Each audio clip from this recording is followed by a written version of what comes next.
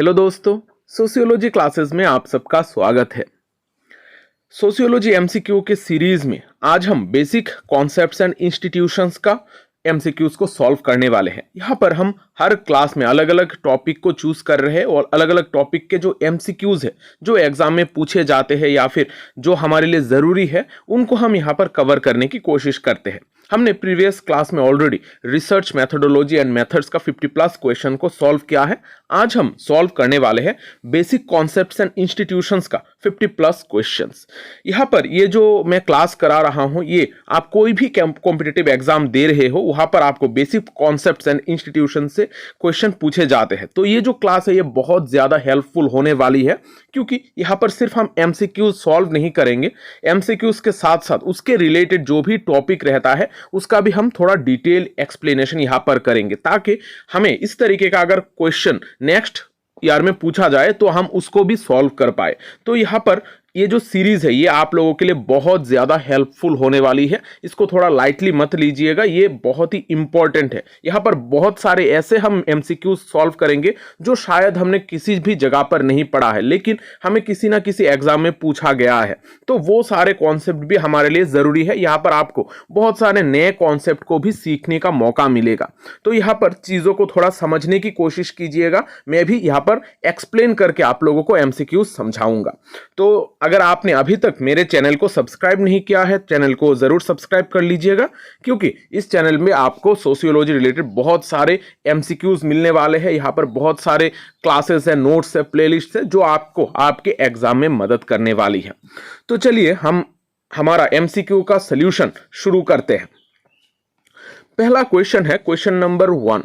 A group which serves as a model for making evaluations or decision in is called। एक ऐसा group जिसको हम model मानकर आगे बढ़ते हैं। जब भी हम कोई इवैल्यूएशन करना हो या फिर कोई भी डिसीजन लेना हो तब हम कौन सा वो ग्रुप होता है जिसको रेफरेंस मानकर हम आगे बढ़ते हैं, जिसको हम मॉडल मानते हैं। तो ये जो करेक्ट आंसर है ये हो जाएगा रेफरेंस ग्रुप। रेफरेंस ग्रुप एक ऐसा ग्रुप होता है जिसको हम मॉडल मानकर आगे बढ़ते हैं, इसको हम सामने रखकर हमारा डिसीजन को तैयार करते हैं। तो हमारा करेक्ट आंसर है रेफरेंस ग्रुप। लेकिन प्राइमरी ग्रुप जो होता है वो हमारा प्राइमरी रिलेशंस जो होते हैं लोगों के साथ, जैसे हमारा फैमिली है, यहाँ पर प्राइमरी रिलेशन की बात की जाती है। सेकेंडरी ग्रुप जो हमारा प्राइमरी ग्रुप के बाद जो भी लोग होते हैं जैसे हमारा फ्रेंड्स है वो हमारे सेकेंडरी ग्रुप का पार्ट हो जाते हैं। और इन ग्रुप और आउट ग्रुप थोड़ा अलग तरीके का ग्रुप्स है, जहां पर हम किसी ग्रुप का अगर मेंबर होते हैं उसको कहा जाता है इन ग्रुप, और हम अगर किसी ग्रुप से बाहर और एक ग्रुप की बात कर रहे हैं तो वो हो जाता है हमारा आउट ग्रुप। तो जब भी आप कोई एमसीक्यू सॉल्व करोगे तो आप ध्यान रखिएगा कि आपका आंसर सही किस वजह से है ये आपको थोड़ा डिटेल पता हो। जब आप इस तरीके से डिटेल्ड पता लगा सकोगे, आप बाकी के ऑप्शन को भी आप अगर समझ सकोगे तो आपको एग्जाम में बहुत आसानी होगी एमसीक्यूज को सॉल्व करने के लिए। तो यहाँ पर सिर्फ एक एक आंसर आप मत देखिएगा, आंसर किस वजह से ये करेक्ट है ये भी थोड़ा ध्यान देकर समझने की कोशिश कीजिएगा, तभी आपका एमसीक्यूज का सल्यूशन जब आप करोगे तो आपको फ्यूचर में बहुत ज्यादा फायदा होने वाला है। अब ये जो रेफरेंस ग्रुप है, रेफरेंस ग्रुप का जो टर्म है इसको पहली बार कॉइन किया था हार्बर्ट हाइमन ने। उन्होंने रेफरेंस ग्रुप के बारे में पहली बार बात की थी। ये जो रेफरेंस ग्रुप है ये हमारा इमेजिनरी ग्रुप भी हो सकता है या फिर कोई एक रियलिस्टिक ग्रुप भी हो सकता है जिसको हम सोचकर आगे बढ़ सकते हैं। जैसे हम अगर कोई एक अच्छा इंसान बनने की कोशिश करें तो सोसाइटी में इस तरीके का कोई इंसान नहीं भी हो सकता है, लेकिन फिर भी हम हमारा रेफरेंस मानकर एक आइडियल इस इंसान का क्या क्या कैरेक्टरिस्टिक्स हो सकता है उस तरीके का सोच रखकर हम आगे बढ़ते हैं। अब देखते हैं question number 2। The kinship system in which the maternal uncle enjoys A preeminent place in the life and affections of his nephews and nieces is known as। एक ऐसा किनशिप सिस्टम जहां पर जो मामा होता है वो भांजा या फिर भांजी की जिंदगी में एक इंपॉर्टेंट रोल निभाता है, उसके लाइफ में एक अलग तरीके का वैल्यूराइज किया जाता है। यानी कि यहाँ पर किनशिप यूजेज के जो क्वेश्चन है इस टॉपिक से क्वेश्चन को पूछा गया है। तो किनशिप सिस्टम में बहुत सारे अलग अलग तरीके का किनशिप यूजेज हम देखते हैं, जहां पर अलग अलग लोगों का रिलेशनशिप के बारे में बताया जाता है, किस तरीके से लोग एक दूसरे के जो रिलेटिव्स है उनके साथ एक्ट करेंगे उसके बारे में बताया जाता है। तो एक ऐसा सिस्टम जहां पर मैटरनल अंकल यानी कि मामा का इंपॉर्टेंस ज्यादा होता है उसको क्या कहा जाता है? उसको कहा जाता है एवांकुलेट। एवांकुलेट एक ऐसा सिस्टम है, किनशिप यूजेज है, जहां पर मामा का इंपॉर्टेंस ज्यादा होता है। और यहां पर जो इमिटेट है, इमिटेट में बेसिकली जो बुआ होती है, बुआ का इंपॉर्टेंस ज्यादा होता है। अब अगर हम किनशिप यूजेज की बात करें, किनशिप यूजेज एक ऐसा सिस्टम है, एक ऐसा पैटर्न ऑफ बिहेवियर है जहां पर किसी भी एक किन के साथ सोसाइटी में किस तरीके से हम बर्ताव करेंगे वो हमें समझाने की कोशिश करता है। बहुत सारे अलग अलग तरीके का किनशिप यूजेज होता है, जैसे अवॉइडेंस, टेक्नोनिमी, कोविड, ये तीनों के बारे में ईबी टेलर ने बात की है, और एवांकुलेट, इमिटेट, जोकिंग रिलेशनशिप, इनके बारे में बात की है एआर रेडक्लिफ ब्राउन ने। ये सारी चीजें मैंने ऑलरेडी डिटेल में करा के रखी है, अगर आपने अभी तक नहीं पढ़ा है तो इनको थोड़ा पढ़ लीजिएगा। अब देखते हैं question number 3। According to Durkheim, which of the following is not a characteristics of social fact? नीचे में से कौन से वो कैरेक्टरिस्टिक्स है जो सोशल फैक्ट का कैरेक्टरिस्टिक नहीं है? तो यहाँ पर जो चारों ऑप्शन है इनमें से 3 सही होंगे, यानी कि सोशल फैक्ट के कैरेक्टरिस्टिक होंगे। तो ये एक डायरेक्ट क्वेश्चन है। डायरेक्ट क्वेश्चन में आपको पहले से पता होना चाहिए कि क्या क्या कैरेक्टरिस्टिक सोशल फैक्ट्स के हैं। तो यहाँ पर इंटरनल कहकर कोई भी कैरेक्टरिस्टिक्स के बारे में इमाइल डुर्खेम ने नहीं कहा है, उन्होंने एक्सटर्नल सोशल फैक्ट्स के बारे में बात की थी। तो इंटरनल हमारा सही आंसर हो जाएगा, क्योंकि ये हमारा सोशल फैक्ट का कैरेक्टरिस्टिक्स नहीं है। बाकी जो जनरल, कोएर्चिव, सुई जनरिस, ये सारी चीजें हमारा सोशल फैक्ट का कैरेक्टरिस्टिक्स है। तो यहाँ पर आप लोग देख सकते हो कि मैंने इमाइल डुर्खेम का एक चार्ट देने की कोशिश की है। इस तरीके का चीजें मैंने ऑलरेडी पहले क्लासेस में करा के रखी है। यहाँ पर इमाइल डुर्खेम का जो भी इंपॉर्टेंट कॉन्सेप्ट है इनको मैंने देने की कोशिश की है एक जगह पर समराइज करके। तो सोशल फैक्ट का जो कैरेक्टरिस्टिक्स है, हम 4 कैरेक्टरिस्टिक्स देखते हैं: एक्सटर्नलिटी, कॉन्स्ट्रेनिंग, जनरलिटी, इंटरडिपेंडेंस, इंडिपेंडेंस। और यहाँ पर उन्होंने सोशल फैक्ट को सुई जेनरिस कहा था कि हमारा सोसाइटी में जो है, सोसाइटी में जो सारी चीजें हैं वो खुद ब खुद जनरेट होती है, जिसको उन्होंने सुई जेनरिस टर्म दिया था। तो ये सारी चीजें बेसिकली इमाइल डुर्खेम के साथ ही रिलेट की जाती है। और ये जो इस तरीके का जो समराइज करके मैंने चीजें देने की कोशिश की है, मेजर कॉन्सेप्ट का जो क्लासेस कराए हैं उनको थोड़ा अच्छी तरीके से देख लीजिएगा। अब देखते हैं question number 4। A hierarchical organizational structure designed rationally to coordinate the work of many individuals in a pursuit of large-scale administrative tasks and organizational goals. यहाँ पर एक हायरार्किकल ऑर्गेनाइजेशनल स्ट्रक्चर की बात की गई है, जहां पर जो वर्कर्स है वो एक दूसरे को कोऑर्डिनेट करते हैं। यहाँ पर लार्ज स्केल का एडमिनिस्ट्रेशन सिस्टम रहता है। तो इस तरीके का सिस्टम को, इस तरीके का ऑर्गेनाइजेशन को क्या कहा जाता है? इस तरीके का ऑर्गेनाइजेशन को कहा जाता है ब्यूरोक्रेसी। ब्यूरोक्रेसी में ही हम इस तरीके का सिस्टमेटिक ऑर्गेनाइजेशन देखते हैं। और ब्यूरोक्रेसी का जो कॉन्सेप्ट है इसके बारे में डिस्कस किया था मैक्स वेबर ने। अब देखते हैं question number 5। Who distinguished between I and me, between persons real inner self and his public front. यहाँ पर आई एंड मी के बारे में कौन बात करते हैं, कौन डिफरेंशिएट करते हैं? तो आई एंड मी के बारे में यहाँ पर बात करते हैं GH मीट। ये डायरेक्ट एक क्वेश्चन है, और ये GH मीट का जब भी हम कॉन्सेप्ट पढ़ते हैं तो आई एंड मी के बीच में जो डिफरेंस है ये समझने की कोशिश करते हैं। उन्होंने बताया था कि किस तरीके से हम अपने आप को रखते हैं और दूसरों के सामने किस तरीके से प्रेजेंट करते हैं, इसके बीच में क्या डिफरेंस होता है। तो ये करेक्ट आंसर हो जाएगा GH मीट।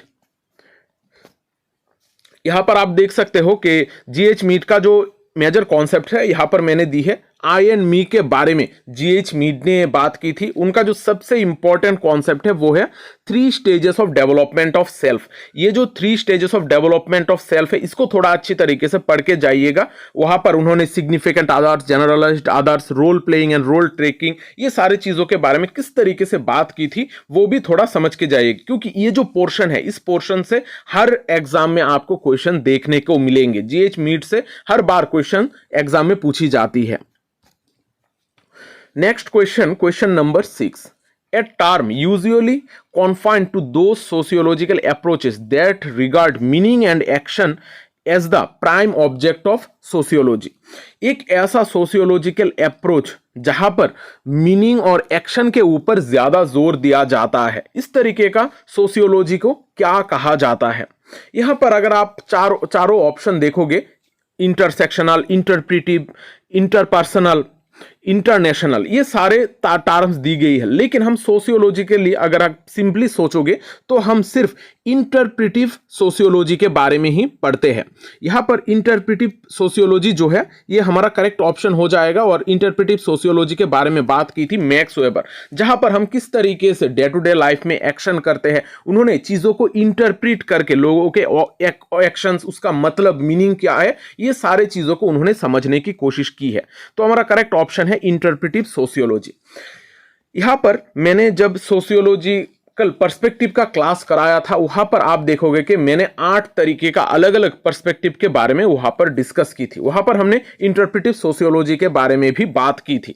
इंटरप्रिटिव सोशियोलॉजी एक ऐसा सोशियोलॉजी का फील्ड है, पर्सपेक्टिव है, जहां पर हम मीनिंग्स एंड एक्सपीरियंसेस, लोगों का एक्शन, ये सारे चीजों के ऊपर ध्यान देते हैं। और इस कॉन्सेप्ट को पहली बार दिया था मैक्स वेबर ने। उन्होंने बार्स्तियन का कॉन्सेप्ट के द्वारा इंटरप्रिटिव सोशियोलॉजी को समझाने की कोशिश की थी। Next question, question number 7. Who defined sociology is a study of social action? किसने कहा था कि sociology is the study of social action? यहां पर डायरेक्टली क्वेश्चन पूछा गया है और ये एक डायरेक्ट डेफिनेशन है। सोशियोलॉजी को सोशल एक्शन का स्टडी कहा गया था मैक्स वेबर के द्वारा। तो हमारा करेक्ट ऑप्शन है option 4, max weber. Max weber ने सोशियोलॉजी को स्टडी ऑफ सोशल एक्शन कहा था और इमाइल डुर्खिम जो है उन्होंने कहा था sociology is the study of social facts. तो ये जो छोटे छोटे डिटेल्स है, इनको थोड़ा आप लोग याद रखने की कोशिश कीजिएगा। अब देखते हैं next question, question number 8. Perspective that views society as a set of interconnected parts together form a whole. यहां पर कौन सा ऐसा पर्सपेक्टिव है जहां पर कहा गया है कि सोसाइटी में सारी चीजें इंटरकनेक्टेड है, सोसाइटी इंटरकनेक्टेड पार्ट्स का एक होल है? तो यहां पर डायरेक्ट क्वेश्चन पूछी गई है, इसका आंसर है फंक्शनलिज्म। फंक्शनलिज्म एक ऐसा पर्सपेक्टिव है जहां पर कहा गया है कि सोसाइटी के जो चीजें हैं, सारी चीजें एक दूसरे के साथ इंटर रिलेटेड है, इंटरकनेक्टेड है। जैसे हमारा शरीर का बायोलॉजिकल ऑर्गेनिज्म होता है, उसका जैसे शरीर का अलग अलग हिस्से होते हैं, वो एक दूसरे के साथ कनेक्टेड होता है। इसी तरीके से सोसाइटी में भी चीजें एक दूसरे के साथ इंटरकनेक्टेड होते हैं। जब एक चीज फंक्शन करना बंद कर देता है तो बाकी के चीजों में भी हमें थोड़ा प्रॉब्लम देखने को मिलता है। तो फंक्शनलिज्म पर्सपेक्टिव में ही चीजों को इंटरकनेक्टेड बताया गया था। तो यहां पर फंक्शनलिज्म का आप डेफिनेशन देख सकते हो। फंक्शनलिज्म एक ऐसा सिस्टम है जहां पर सोसाइटी को इंटरकनेक्टेड पार्ट्स बुलाया गया था। और इसका जो इंपॉर्टेंट थिंकर्स है वो है Emile Durkheim, Talcott Parson, R K. Merton. Next question, question number 9. A process of attempting to change one's rank by giving up attributes that define a caste as low and adopting attributes that are indicative of higher status is called. एक ऐसा process जहां पर अपने खुद के rank को, society में खुद के रैंक को चेंज करने की लोग कोशिश करते हैं। यहां पर जो भी, अगर कोई भी इंसान लोअर कास्ट से बिलोंग करता है, वो जो भी चीजें उसको लोअर कास्ट में रखने में मदद कर रही है उसको वो छोड़ देता है। और जो हायर कास्ट के लोग हैं, हायर स्टेटस के जो लोग हैं, वो जिस तरीके से चल रहे हैं, उनके जो कल्चर है उसको एडॉप्ट करने की कोशिश करता है। इस चीज को क्या कहा जाता है? इस चीज को कहा जाता है संस्कृताइजेशन। संस्कृताइजेशन एक ऐसा प्रोसेस है जिसके द्वारा लोअर कास्ट के जो लोग हैं वो अपने आप को हायर कास्ट में पहुंचाने की कोशिश करते हैं, अपना खुद के कास्ट के जो चीजें हैं, एट्रीब्यूट्स है, उसको छोड़कर दूसरे जो हायर कास्ट के लोग हैं या फिर हायर स्टेटस उनको प्रोवाइड करेगा, वो सारे चीजों को एडॉप्ट करने की कोशिश करता है। तो संस्कृताइजेशन यहां पर करेक्ट ऑप्शन है। Next question, question number 10, a process whereby religious thinking practice and institutions lose social significance।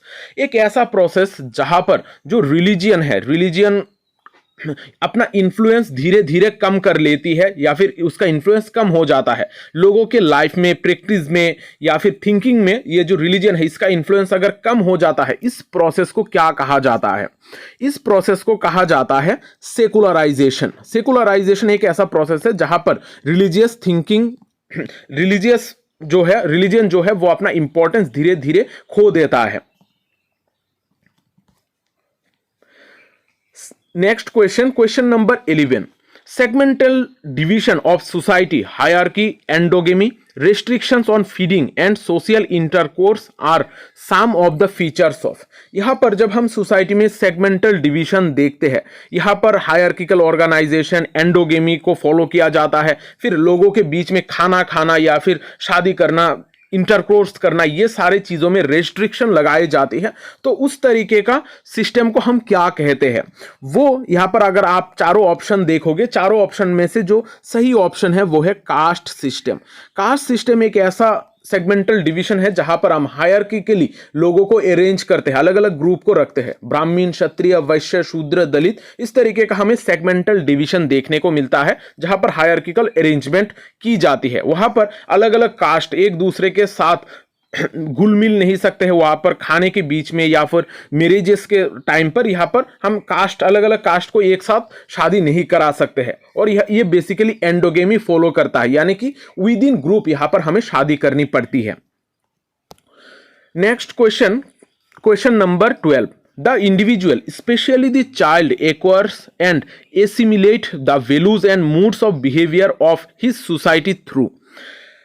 कोई भी एक बच्चा या फिर चाइल्ड जो है वो सोसाइटी के तौर तरीकों को, सोसाइटी के बिहेवियर्स को, वहां पर किस तरीके का वैल्यूज अपनाए जाते हैं, उसको किस तरीके से सीखते हैं, कौन सा वो प्रोसेस है जिसके द्वारा चाइल्ड सारी चीजों को एक्वायर करता है। ये जो प्रोसेस है, इस प्रोसेस को हम कहते हैं सोशलाइजेशन। सोशलाइजेशन एक ऐसा प्रोसेस है जिसके द्वारा जो बच्चे होते हैं, बच्चे को शिक्षा दी जाती है कि सोसाइटी में किस तरीके से रहना चाहिए, यहां पर किस तरीके से हमें बिहेवियर करने की जरूरत है। Next question, question number 13, the most elementary process of social life without which society is impossible and it helps for the promotion of common ends or objectives is called। यहाँ पर जब हम सोसाइटी में रहते हैं, सोसाइटी में हमें एक एलिमेंट्री प्रोसेस की जरूरत होती है जिसके बगैर हमारा सोसाइटी आगे बढ़ना इम्पॉसिबल है। तो एक ऐसा प्रोसेस जो हमारी सोसाइटी में लोगों को एक कॉमन एंड्स या फिर कॉमन ऑब्जेक्टिव्स प्रोवाइड करती है। तो इस तरीके का प्रोसेस को क्या कहा जाता है? यहाँ पर अगर आप ऑप्शंस देखोगे, यहां पर ऑप्शन में से सबसे करेक्ट जो ऑप्शन है वो है कोऑपरेशन। कोऑपरेशन एक ऐसा सिस्टम है जो जहां पर हमें सोसाइटी में होने की जरूरत है। अगर लोग एक दूसरे के साथ कोऑपरेट करेंगे तभी सोसाइटी का जो ऑब्जेक्टिव है वो फुलफिल होगा और लोग एक साथ एकजुट होकर रहेंगे और सोसाइटी में एक बेहतर तरीके का रिलेशनशिप हमें यहां पर देखने को मिलेगा। और बाकी के जो ऑप्शन है, ये सारे बाकी के जो ऑप्शन है ये यहां पर वैलिड ही नहीं होते हैं। तो हमारा करेक्ट ऑप्शन है option 1, cooperation. Next question, question number 14, market and production is in different countries are becoming increasingly interdependent due to dynamics of trade in goods, services and flows of capital and technology. This process is known as, एक ऐसा process जिसके द्वारा market और production जो है वो अलग अलग कंट्रीज के बीच में आजकल इंक्रीज हो रही है। अलग अलग कंट्रीज एक दूसरे के ऊपर आजकल डिपेंडेंट है। यहाँ पर उनके बीच में बिजनेसेस हो रही है, गुड्स एंड सर्विसेज एक्सचेंज हो रही है, टेक्नोलॉजी, कैपिटल, ये सारे चीजें फ्लो हो रही है। ये जो प्रोसेस है, इस प्रोसेस को क्या कहा जाता है? इस प्रोसेस को कहा जाता है ग्लोबलाइजेशन। ये बेसिकली ग्लोबलाइजेशन का एकदम डायरेक्ट डेफिनेशन हमें पूछा गया है। ग्लोबलाइजेशन एक ऐसा प्रोसेस है जिसके द्वारा जो वर्ल्ड के अलग अलग कंट्रीज है वो एक दूसरे के साथ इंटरकनेक्टेड होते हैं और उनके बीच में बिजनेस होता है, गुड्स एंड सर्विसेज एक्सचेंज होती है। Next question, question number 15, the difference between material and non material culture is known as. अब ये जो क्वेश्चन है ये बहुत ही एक इंपॉर्टेंट क्वेश्चन है और ये खास करके एनटीए का सबसे फेवरेट एक क्वेश्चन है जो लगभग हर एग्जाम में किसी ना किसी फॉर्म में यहां पर पूछा जाता है। तो the difference between material and non material culture is known as. जब मेटेरियल और नॉन मेटेरियल कल्चर के बीच में डिफरेंस हो जाता है इसको कहा जाता है कल्चरल लैग। कल्चरल लैग का जो कॉन्सेप्ट है इसको दिया था ओकबार्न ने, वो भी बहुत बार एग्जाम में पूछा गया है। अब ये जो कल्चरल लैग है इस कॉन्सेप्ट से बहुत बार एग्जाम में क्वेश्चन पूछा जाता है।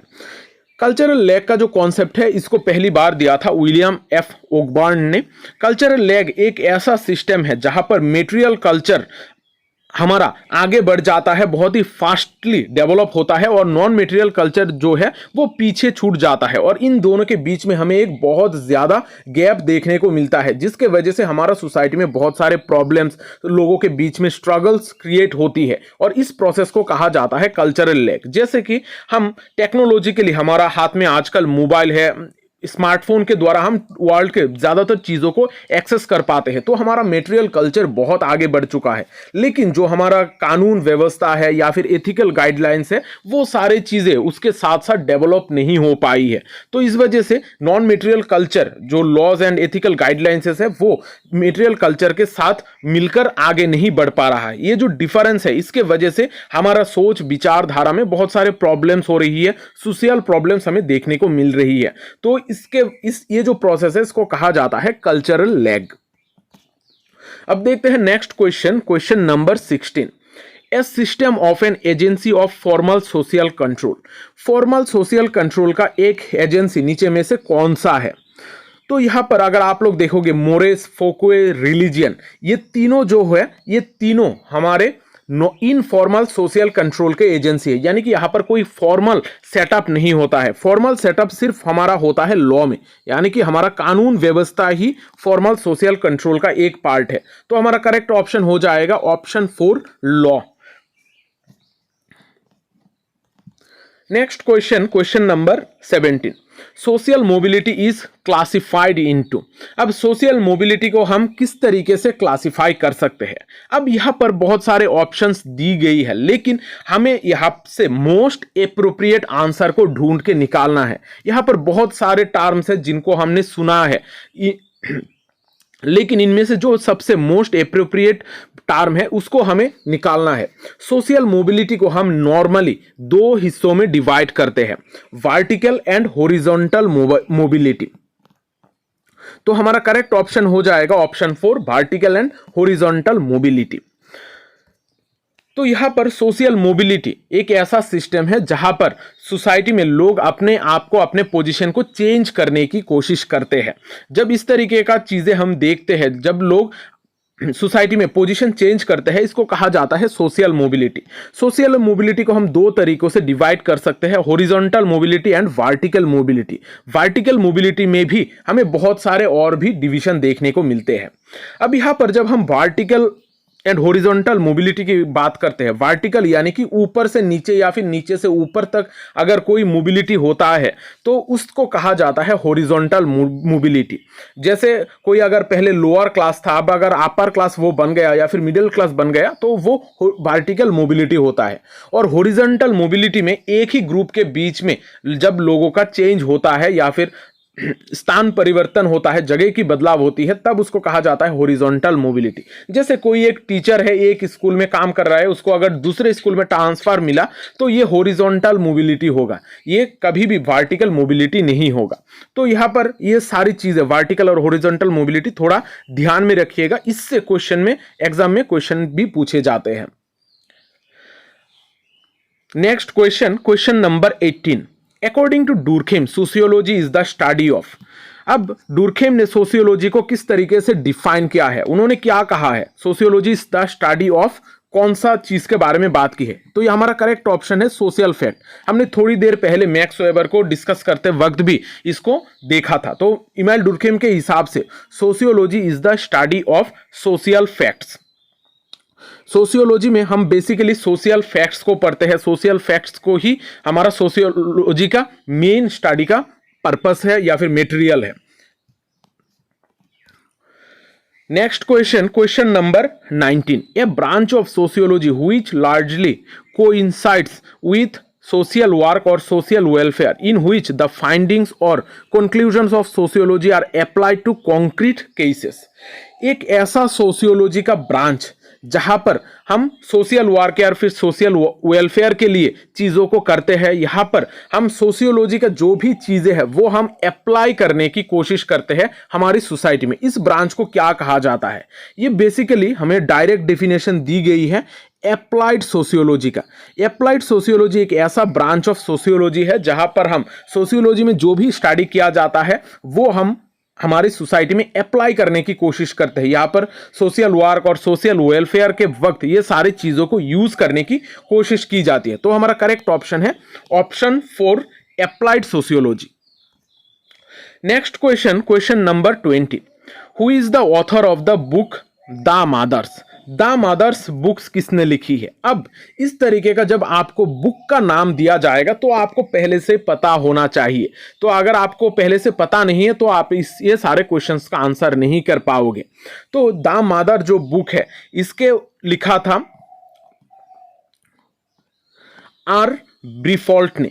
आर ब्रीफॉल्ट ने द मदर बुक लिखा था और ये बहुत ही एक पॉपुलर बुक है। तो इस बुक का नाम अगर आपने पहले नहीं सुना है तो इस बुक का नाम थोड़ा आप लोग अपने नोटबुक में नोट डाउन कर लीजिएगा। जब भी आप एमसीक्यूज या फिर पीवाईक्यू सॉल्व करोगे तो अपने आसपास एक नोटबुक जरूर रखना। वहां पर जो भी इंपॉर्टेंट कॉन्सेप्ट्स है या फिर जो भी बुक्स का नाम है जो आपको पहली बार पता चल रहा है वो सारी चीजें नोट डाउन करते जाना, तो आपको बाद में रिवाइज करने में बहुत ज्यादा आसानी होगी। तो हमारा करेक्ट ऑप्शन है यहां पर ऑप्शन 1, आर ब्रीफॉल्ट। नेक्स्ट क्वेश्चन में भी एक बुक का नाम पूछा गया है, द सेकेंड सेक्स। ये बुक को किसने लिखा है? द सेकेंड सेक्स बुक जो है ये भी बहुत ही एक फेमस बुक है और बहुत बार एग्जाम में पूछा जाने वाला एक बुक है।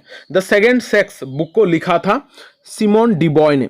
सिमोन डिबॉय ने सेकेंड सेक्स बुक को लिखा था। तो करेक्ट ऑप्शन है हमारा ऑप्शन 3, सिमोन डिबॉय। नेक्स्ट क्वेश्चन, ये एक स्टेटमेंट बेस्ड क्वेश्चन है। यहां पर हमें 2 स्टेटमेंट दी गई है और इन दोनों में से कौन सा करेक्ट है कौन सा रॉन्ग है ये हमें निकालना है। ऐसा भी हो सकता है कि दोनों ही सही हो। तो यहां पर हम चेक करते हैं हमारा स्टेटमेंट्स को। पहला स्टेटमेंट हमें यह बता रहा है कि association is a group of people united for a specific purpose और a limited number of purposes. Association एक ऐसा ग्रुप है जो बेसिकली हम कोई एक पर्पस के लिए क्रिएट करते हैं जहां पर लिमिटेड नंबर ऑफ पर्पस होते हैं। तो ये जो बोला गया है स्टेटमेंट 1 में ये हमारा करेक्ट है। पहला स्टेटमेंट हमारा करेक्ट हो जाएगा। अब देखते हैं दूसरा statement, community is a permanent social group embracing a totality of ends of purposes। Second जो स्टेटमेंट है ये भी करेक्ट है। यहां पर बताया गया है कि कम्युनिटी एक परमानेंट सोशल ग्रुप है जो हमारे टोटलिटी या फिर टोटल पर्पस ऑफ लाइफ को कंट्रोल करता है। तो यहां पर दोनों ही स्टेटमेंट 1 एंड 2 दोनों ही करेक्ट है। तो हमारा करेक्ट आंसर हो जाएगा option 1, both statement 1 and statement 2 are correct. तो इस तरीके का क्वेश्चन जब आएगा तो आपको दोनों स्टेटमेंट को ही चेक करना पड़ेगा। अब देखते हैं question number 23। Given below are 2 statements, 2 statement है, स्टेटमेंट 1 एंड स्टेटमेंट 2। अब इन दोनों ट्रू है या कि फॉल्स है ये हमें चेक करना है। पहला स्टेटमेंट में बोला गया है roles are essentially prescribed and static expectations of behaviour inherent in particular positions. Roles हमारे एसेंशियली प्रेस्क्राइब्ड होते हैं, यानी कि यहां पर हमें बोला गया है कि रोल एक ऐसा चीज है जो हमें प्रेस्क्राइब कर दी जाती है, जिसको हमें मानना ही होगा। ये हमें स्टैटिक एक्सपेक्टेशन प्रोवाइड करता है, यानी कि एक रिजिड एक एक्सपेक्टेशन प्रोवाइड करता है जिस तरीके से हमें चलना ही होगा, लेकिन ऐसा नहीं है। यहां पर रोल्स हमारे स्टाटस या फिर हमारे पार्टिकुलर पोजीशन के अकॉर्डिंग हमसे किस तरीके का बिहेवियर, एक्सपेक्टेड बिहेवियर के बारे में बात की जाती है। Roles are expected behaviour according to status या फिर सोशल पोजीशन। तो पहला जो स्टेटमेंट है ये हमारा गलत बताया गया है, स्टेटमेंट 1 गलत हो जाएगा, क्योंकि रोल कभी भी स्टैटिक एक्सपेक्टेशंस नहीं होंगे। यहां पर इतना रिजिड नहीं होते हैं रोल्स हमारे एक्सपेक्टेड बिहेवियर होते हैं जो हमें मानने होते हैं, लेकिन इतना ज्यादा हार्ड या फिर रिजिड नहीं है। देखते हैं नेक्स्ट स्टेटमेंट। सेकंड स्टेटमेंट में बोला गया है the position to which a role is attached is called status. जब कोई भी रोल के साथ हमारा अगर कोई पोजीशन अटैच कर दिया जाए तब उसको हम स्टेटस कहते हैं। तो ये हमारा जो स्टेटमेंट 2 है, स्टेटमेंट 2 हमारा करेक्ट हो जाएगा। तो हम अगर ऑप्शन की तरफ देखेंगे तो हमारा ऑप्शन नंबर 4 ये करेक्ट ऑप्शन है। स्टेटमेंट 1 फॉल्स है और स्टेटमेंट 2 जो है ये हमारा ट्रू है।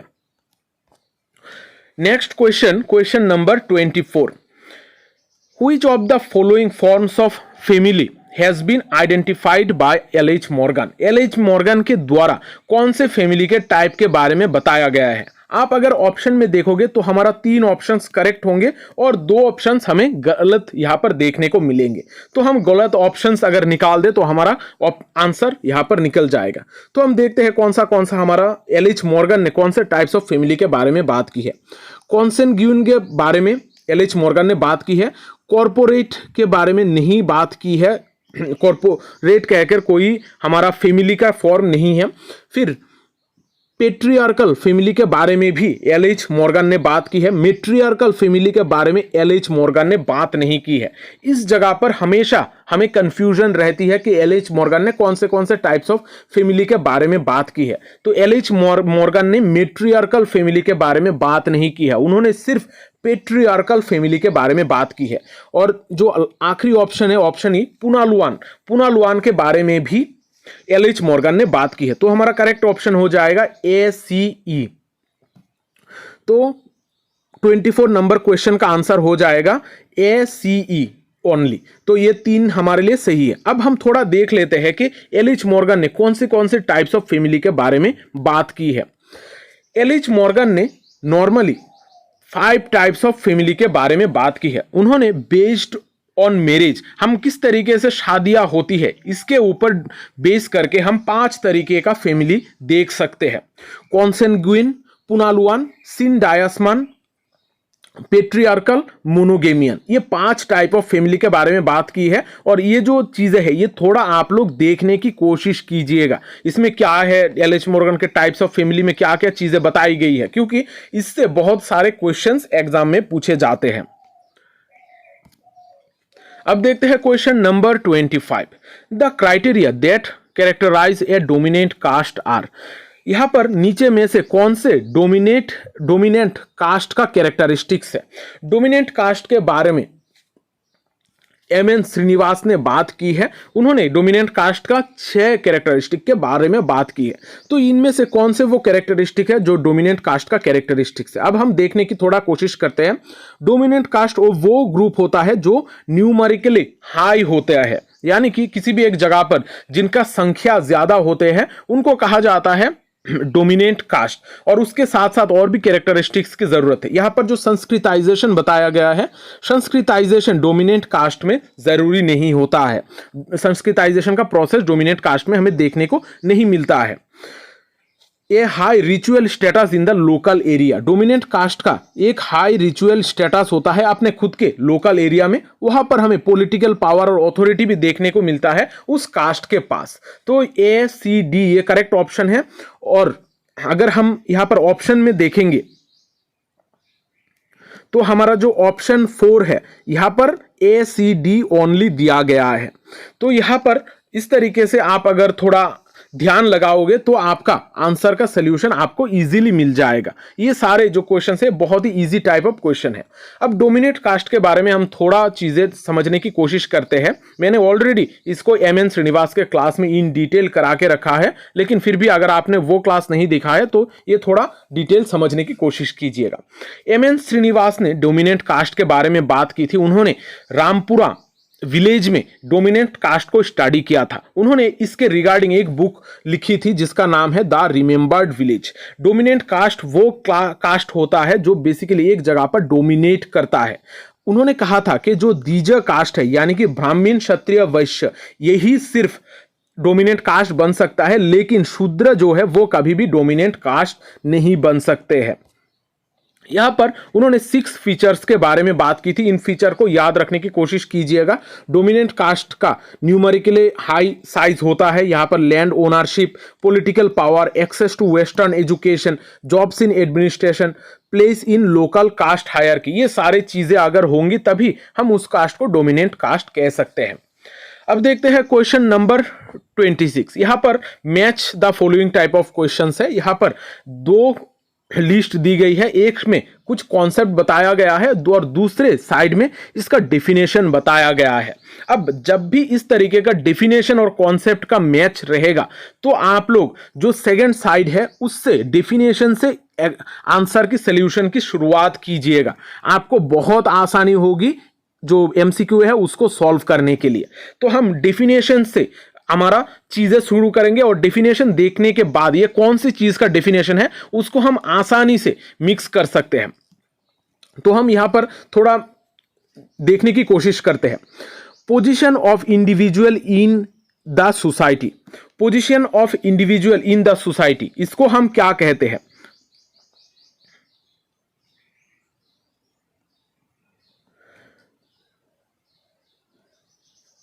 Position of individual in the society ये हो जाता है हमारा स्टेटस। स्टेटस हमारे सोसाइटी में हमारा क्या पोजीशन है ये हमें कहता है। फिर व्हाट वी फील, हम क्या फील करते हैं, इसको कहते हैं हमारा सेंटिमेंट। फिर है reward and punishment, reward and punishment यानी कि सैंक्शंस, इसको सैंक्शन कहा जाता है।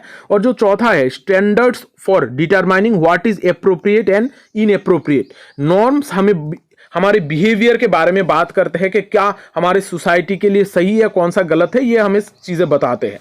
तो इस तरीके का जब आपको डेफिनेशन दी जाएगी तो सेकंड साइड से ही आप लोग शुरुआत कीजिएगा, क्योंकि पहले साइड से अगर आप मिलाने की कोशिश करोगे तो बहुत बार दिक्कत आती है। तो आप डेफिनेशन देखिएगा और वो कौन सी चीज का डेफिनेशन है ये मिक्स करने की, इसको मैच करने की कोशिश कीजिएगा। तो हम अब ऑप्शन की तरफ देखते हैं। ऑप्शन में जो हमारा सेंटिमेंट है, सेंटिमेंट को हम ऑप्शन 2 के साथ रिलेट कर सकते हैं, यानी कि ए हमारा 2 हो जाएगा। तो A2 सिर्फ एक जगह पर है तो यही हमारा करेक्ट ऑप्शन हो जाएगा। तो बी हमारा नंबर 4 के साथ मैच हो रहा है, सी हो रहा है नंबर 1 के साथ और डी हो रहा है हमारा नंबर 3 के साथ। तो इस तरीके से आप ऑपोजिट साइड से लिस्ट 2 से ही शुरुआत कीजिएगा जब डेफिनेशन टाइप ऑफ क्वेश्चन रहेगा। नेक्स्ट क्वेश्चन है question number 27। The concept of cultural lag was given by, अभी हमने इसके बारे में डिटेल डिस्कशन की है कि कल्चरल लैग का जो कॉन्सेप्ट है इसको दिया था विलियम ओकबर्न ने। तो हमारा करेक्ट ऑप्शन है option 1 Ogburn. Next question, question number 28। A unilineal kin group claiming descent from a common ancestor often represented by a totem is called, एक ऐसा किन ग्रुप के बारे में यहां पर बात की गई है जहां पर हम जो डिसेंट है, डिसेंट हम हमारे पूर्वजों से ही, यहां पर जो हमारे एंसेस्टर्स होते हैं उनसे ही हम हमारा डिसेंट को क्लेम करते हैं, यानी कि हमारा उत्पत्ति किसी एक हमारा पूर्वज है जिनसे हमारा उत्पत्ति हो रहा है। और यहां पर बहुत बार इसको एक टोटेम के साथ रिलेट किया जाता है।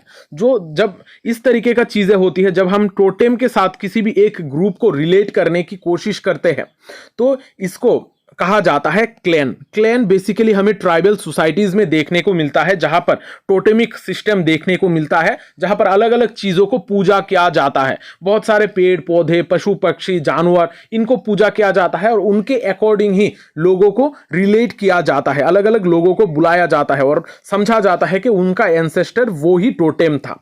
तो यहां पर हमारा करेक्ट ऑप्शन हो जाएगा option 2, clan.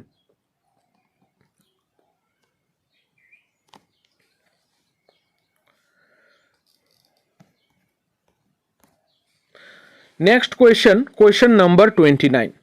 Given below are some of the characteristics of a modern society. नीचे हमें कुछ मॉडर्न सोसाइटी का कैरेक्टरिस्टिक्स दी गई है, इनमें से कौन सा हमारा मॉडर्न सोसाइटी का कैरेक्टरिस्टिक्स है।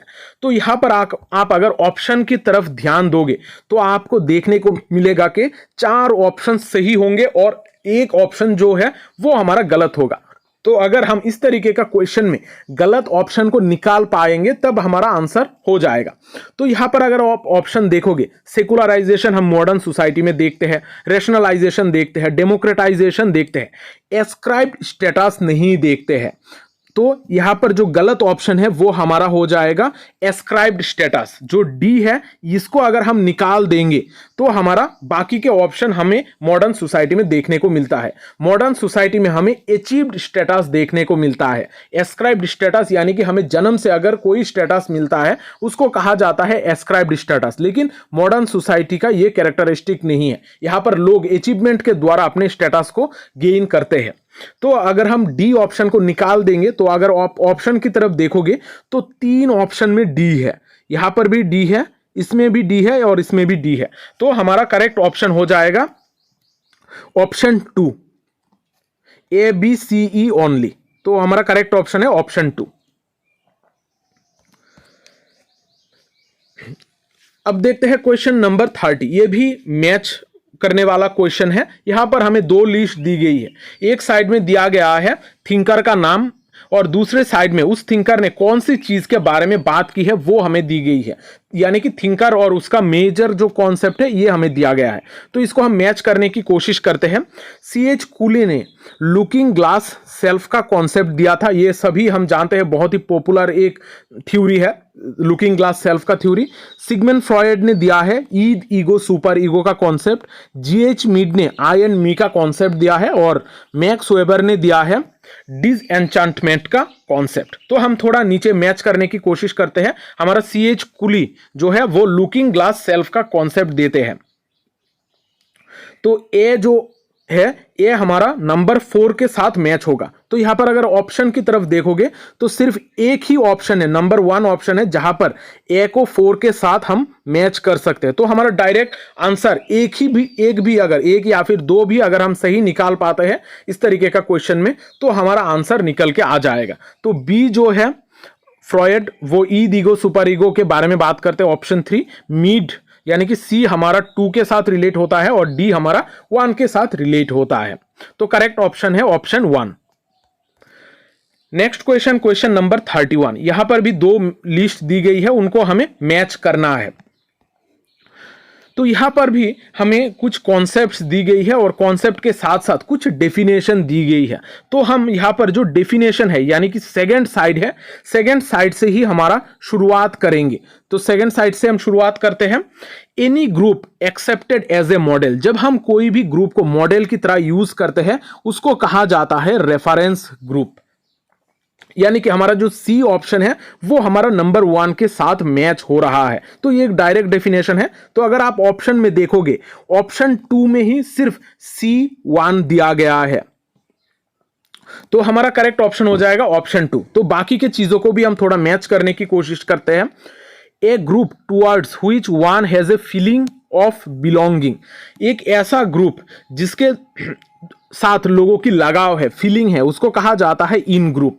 फिर जो ऑप्शन 3 है इस साइड में वो है group in which contracts are impersonal. यहां पर जब कॉन्ट्रैक्ट्स इम्पर्सनल होते हैं, पर्सनल रिलेशनशिप नहीं होता है, उसको कहा जाता है सेकेंडरी ग्रुप। और groups towards which one has no feeling of belongingness, जिस ग्रुप का लोग हिस्सा नहीं होते हैं उसको कहा जाता है आउट ग्रुप। तो हमारा करेक्ट ऑप्शन है option 2। Next question, question number 32, Which of the following concepts refer to gender identity? नीचे में से कौन सा ऑप्शन हमें जेंडर आइडेंटिटी के बारे में बताता है?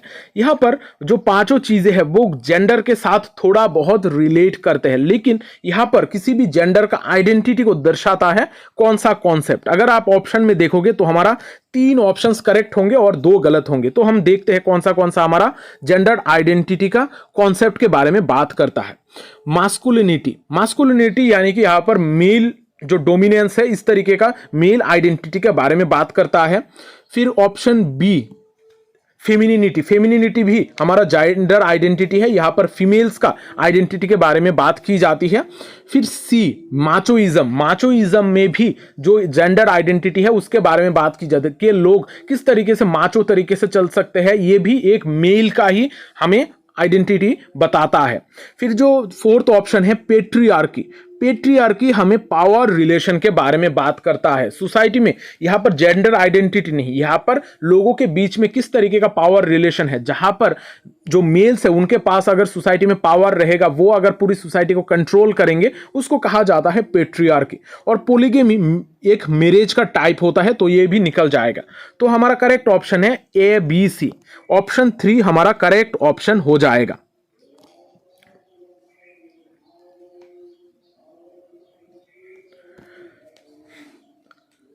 Next question, question number 33, the process by which we learn to become members of society by internalising the norms and values of society and also by learning to perform our social roles is referred to as. एक ऐसा process है जिसके द्वारा हम society के तौर तरीकों को सीखते हैं, जहां पर हमें नॉर्म्स एंड वैल्यूज के बारे में बताया जाता है। इस तरीके का प्रोसेस को क्या कहा जाता है? अब यहां पर बहुत सारे प्रोसेसेस दिए गए हैं, एकल्चरेशन, एसिमिलेशन, सोशलाइजेशन, एकोमोडेशन, लेकिन यहां पर जो हमारा करेक्ट ऑप्शन है वो है हमारा ऑप्शन नंबर 3 सोशलाइजेशन। सोशलाइजेशन एक ऐसा प्रोसेस है जिसके द्वारा हम सोसाइटी के मेंबर बनते हैं, सोसाइटी के तौर तरीके हमें सिखाया जाता है। लेकिन बाकी के जो ऑप्शंस है उनको भी हमें थोड़ा समझना होगा। सोशलाइजेशन एकदम सिंपल कॉन्सेप्ट है जो हम हर बार पढ़ते हैं, जो हमें लाइफ लॉन्ग एक ऐसा प्रोसेस है जहां पर हम चीजें सीखते हैं, सोसाइटी के नॉर्म्स, वैल्यूज, बिहेवियर, रोल्स, ये सारी चीजें सिखाई जाती हैं। एकल्चरेशन एक ऐसा प्रोसेस है जहां पर कल्चरल एक्सचेंज के बारे में बात की जाती है। जो डिफरेंट ग्रुप्स है उनके बीच में जो कल्चरल एक्सचेंज होता है, इसको कहा जाता है एकल्चरेशन। यहां पर कोई भी एक इंसान अपने खुद के कल्चरल आइडेंटिटी को बचाकर दूसरे कल्चर की चीजों को भी एक्वायर करने की कोशिश करता है। लेकिन एसिमिलेशन जो है वो एक अलग तरीके का प्रोसेस के बारे में बात करता है। यहां पर भी कल्चरल एक्सचेंज की बात की जाती है, लेकिन जो भी डोमिनेंट कल्चर होता है उसके चीजों को लोग एक्वायर करने लगते हैं। जो माइनॉरिटी ग्रुप होता है वो जो दूसरा डोमिनेंट ग्रुप है उसके तौर तरीके को अपनाता है और अपना जो ओरिजिनल कल्चरल आइडेंटिटी है ये धीरे धीरे खो देता है। एसिमिलेशन में कोई भी एक डोमिनेंट ग्रुप को बाकी जो माइनॉरिटी ग्रुप है वो फॉलो करना स्टार्ट करते हैं और उसी के कल्चर को ही आगे जाकर मानना स्टार्ट कर देते हैं। और एकोमोडेशन एक ऐसा सिस्टम है जहां पर हम लोगों के साथ कोऑपरेट करके एक दूसरे के साथ रहने की कोशिश करते हैं, किस तरीके से एडॉप्ट करते हैं, इस प्रोसेस को एकोमोडेशन कहा जाता है। अब इस तरीके का जो क्वेश्चन है, हमने जब यहाँ पर बहुत सारे ऑप्शंस को देखा है तो ये सारे ऑप्शन से भी एग्जाम में क्वेश्चन पूछे जाते हैं, तो ये थोड़ा ध्यान में रखकर इनको समझकर आगे बढ़ने की कोशिश कीजिएगा। मैं बार बार आप लोगों से कह रहा हूं कि कोई भी जब आप एमसीक्यू सॉल्व करोगे कौन सा ऑप्शन सही है, इसके साथ साथ बाकी के ऑप्शन गलत क्यों है, उनका क्या डेफिनेशन है, इनको भी समझना जरूरी है, उनको भी थोड़ा ध्यान में रखना जरूरी है। Next question, question number 34, intangible world of ideas created by members of the society is called.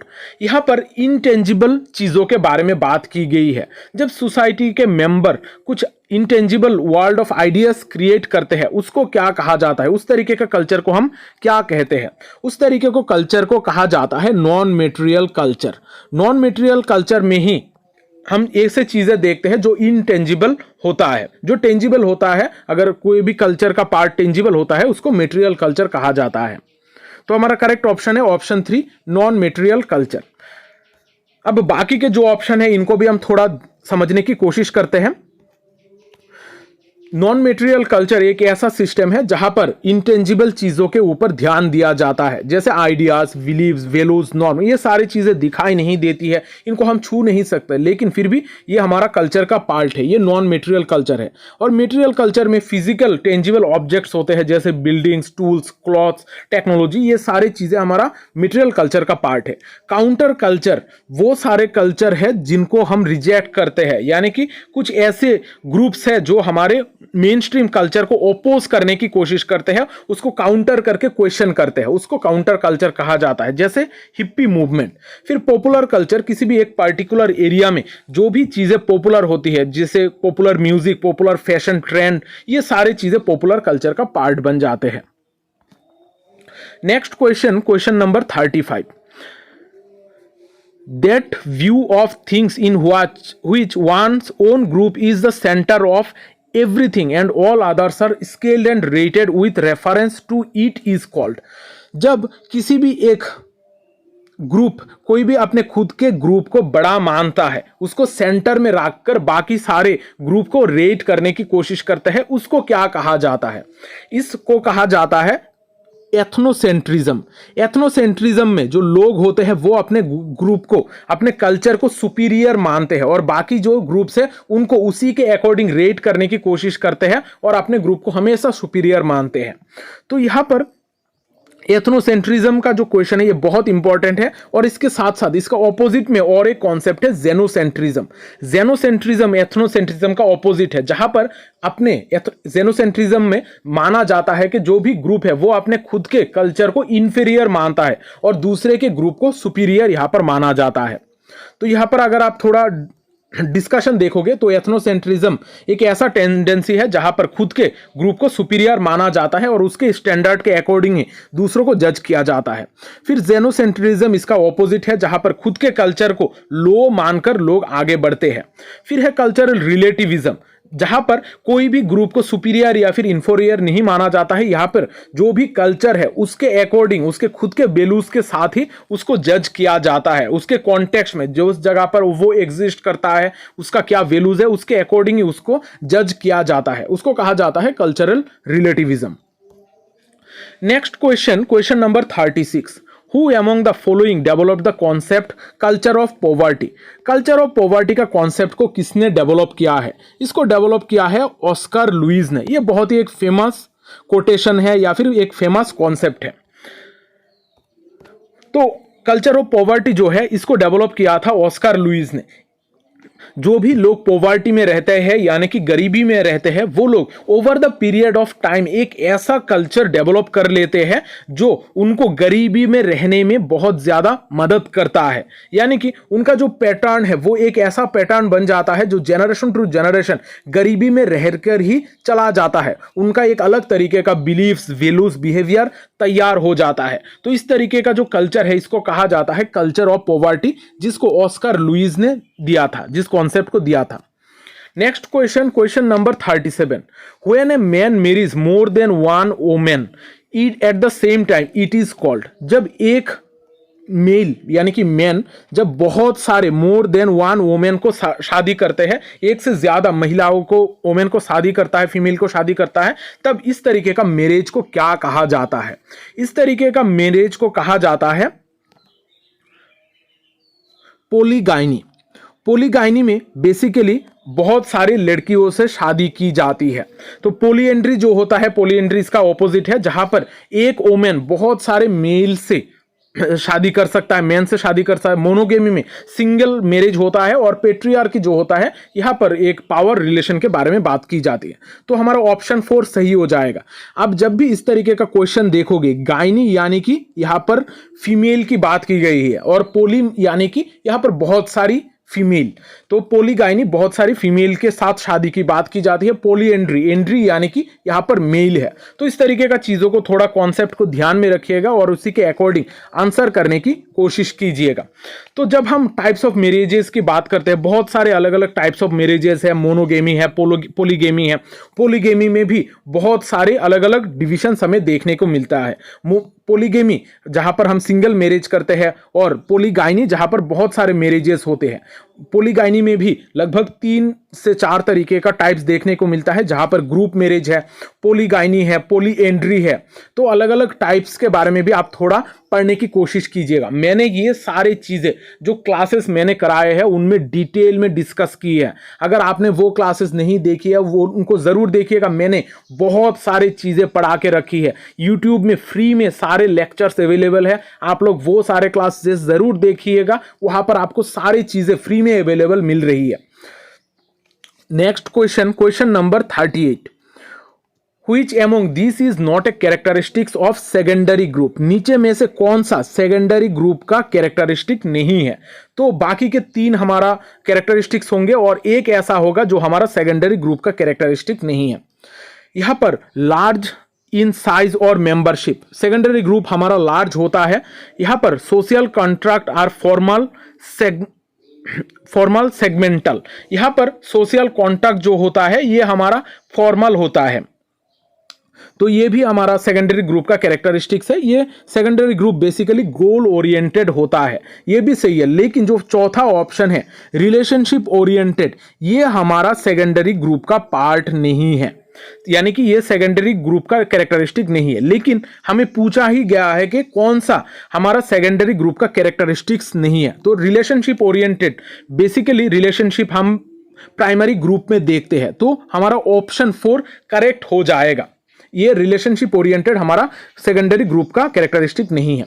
जब हम ग्रुप की बात करते हैं, ग्रुप को हम 2 हिस्सों में डिवाइड कर सकते हैं, प्राइमरी ग्रुप और सेकेंडरी ग्रुप। प्राइमरी ग्रुप जहां पर हम स्मॉल क्लोज कीन पर्सनल रिलेशनशिप देखते हैं, जहां पर लोगों के बीच में एक डीप इमोशनल कनेक्शन होता है।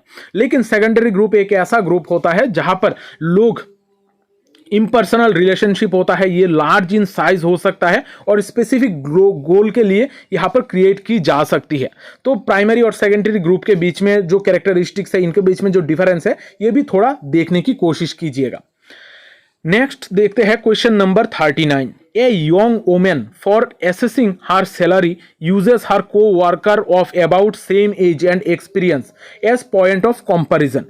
This group is called, जब हम एक महिला जो है वो अपने सैलरी को एसेस करने के लिए उसके को-वर्क, उसके साथ जो काम कर रही है उसको वो एसेस करने की कोशिश करे, उसको कंपेयर करने की कोशिश कर रहा है कि सेम एज और सेम एक्सपीरियंसेस के बावजूद भी उसको कितना सैलरी मिल रहा है। तो जब इस तरीके का कंपैरिजन होता है, इस तरीके का ग्रुप को क्या कहा जाता है? तो यहां पर आप लोग 2 चीजों में कंफ्यूज हो सकते हो। बहुत सारे लोग इन ग्रुप ये आंसर देंगे और बहुत सारे लोग रेफरेंस ग्रुप कहेंगे। तो यहां पर जो इन ग्रुप ऑप्शन है ये सही नहीं होगा, क्योंकि यहां पर हमें बोला गया है कि रेफरेंस की तरह यूज किया जा रहा है, कंपेयर किया जा रहा है। तो कंपैरिजन इन ग्रुप में नहीं है। इन ग्रुप में जो भी लोग हैं वो एक ही ग्रुप का पार्ट होते हैं, लेकिन यहां पर कंपैरिजन या फिर रेफरेंस नहीं आता है। जब रेफरेंस आएगा इसको कहा जाता है रेफरेंस ग्रुप। यहां पर जो भी महिलाएं हैं वो अपने को-वर्कर्स को एक रेफरेंस की तरह यहां पर ट्रीट कर रही है। तो यहां पर करेक्ट ऑप्शन हो जाएगा रेफरेंस ग्रुप। यहां पर जो वो महिलाएं हैं वो बाकी लोगों को रेफरेंस ग्रुप की तरह ट्रीट कर रही है। अब रेफरेंस ग्रुप बेसिकली एक ऐसा ग्रुप है जहां पर लोग स्टैंडर्डिटी को या फिर इवैल्यूएट करने के लिए, कंपैरिजन करने के लिए यूज करते हैं। इन ग्रुप जो लोग एक ग्रुप का पार्ट होता है उसको कहा जाता है इन ग्रुप, और आउट ग्रुप जो है जो भी लोग उस ग्रुप से बाहर है उनको जिस तरीके से देखा जाता है उसको कहा जाता है आउट ग्रुप। अब देखते हैं नेक्स्ट क्वेश्चन नंबर 40।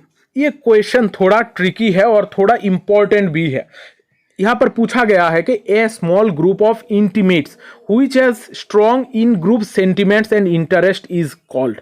जब एक छोटा सा स्मॉल ग्रुप होगा और जिनके बीच में एक इंटीमेट रिलेशनशिप होगा, जो एक दूसरे के साथ एक स्ट्रॉन्ग सेंटिमेंट और इंटरेस्ट के साथ जुड़े हुए हैं, उनको क्या कहा जाता है?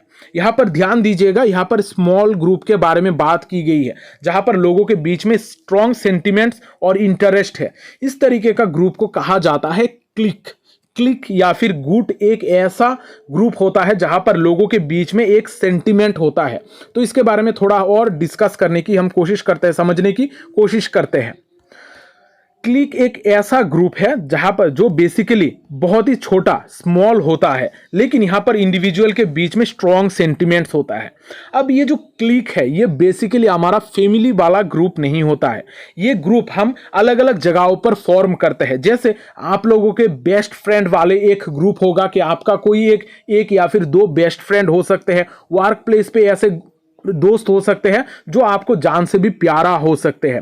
तो यहाँ पर स्कूल्स, वर्क प्लेस, कम्युनिटी, ये सारे जगहों पर आप ये ग्रुप फॉर्म कर सकते हो। वहाँ पर जो लोग होते हैं उनके बीच में बहुत ही स्ट्रॉन्ग टाई और लॉयल्टी होता है।